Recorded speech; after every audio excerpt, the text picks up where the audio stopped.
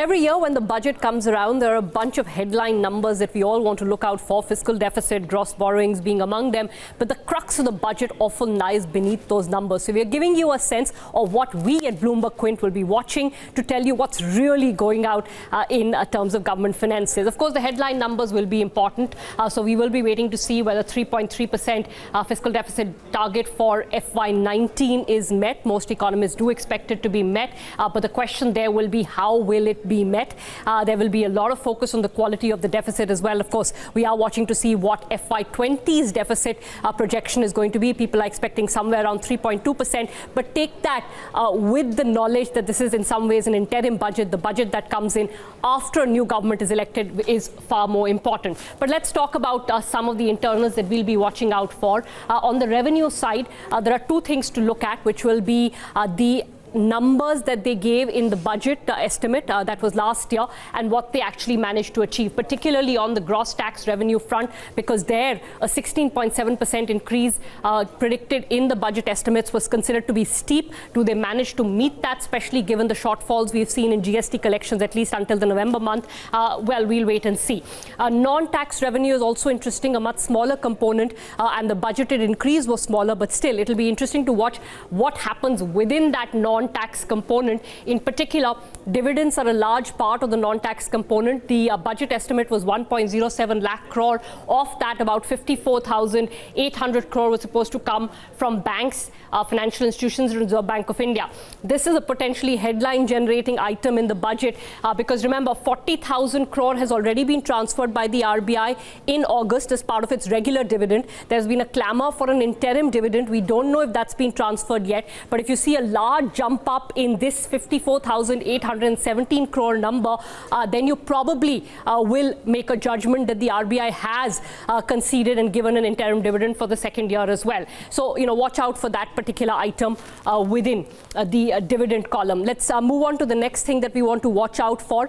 This is on the expenditure side. The total expenditure increase budgeted was 10.1, but if the government has been facing pressure on revenue, as a lot of us believe they have been, then we want to see whether there's been a total expenditure shortfall, and within that we'll of course see capital expenditure, revenue expenditure, where have they tightened the reins. That will be important. One other item contextually again that you want to keep a close eye out on is what happens on subsidies. The subsidy spend was supposed to be 2.64 lakh crore across food, fertilizer and petroleum, but there seems to have been a trend of rolling over more and more subsidies into the next year. So watch out for what the total subsidy spend is. If it's lower than the budget estimates, that means that there has continued to be rollovers in some ways, pushing the problem onto another year. Moving on to the next item that we're going to be watching tomorrow. This is market borrowings, of course. The estimate, according to Bloomberg and a poll that Bloomberg conducted, is 6.25 to 6.5 lakh crore. So anything around that number will be fine. Last year's budget estimate was 6 lakh crore, but remember they had pegged it down soon after announcing it. So, there will be a lower revised estimate number in this particular column. But the borrowing story actually doesn't end with the market borrowings. The more interesting news will come out when you get to the part of the budget which tells you how much the government has borrowed from the National Small Savings Fund.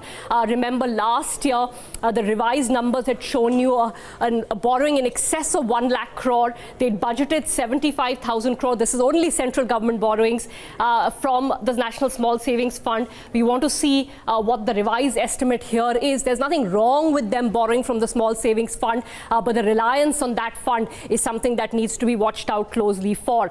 There is also a third element of borrowings which economists are now pointing out. That is the amount that public sector enterprises, central public sector enterprises are borrowing from the government. Last year, there was a sharp jump between the budget estimate and the revised estimate. The analysis into that was that the government is taking capital expenditure that it should be doing on the budget and putting it onto balance sheets of public sector enterprises.